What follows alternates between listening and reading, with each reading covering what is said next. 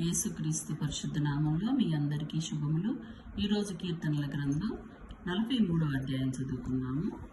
దేవా, నాకు న్యాయము తీర్చుము, భక్తి లేని జనములతో నా పక్షమున వ్యాజ్యమాడుము. కపటము కలిగి దౌర్జన్యము చేయు వారి చేతిలో నుండి నీవు నన్ను విడిపించెదవు.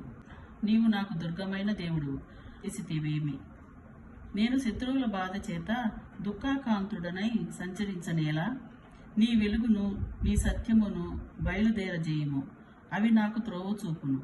అవి నీ పరిశుద్ధ పర్వతమునకు నీ నివాస స్థలమునకును నన్ను తోడుకొని వచ్చును. అప్పుడు నేను దేవుని బలిపీఠమునొద్దకు, నాకు ఆనంద సంతోషములు కలుగజేయు దేవుని యొద్దకు చేరెదను. దేవా, నా దేవా, సితారా వాయించుచు నీకు కృతజ్ఞతాస్తుతులు చెల్లించెదను.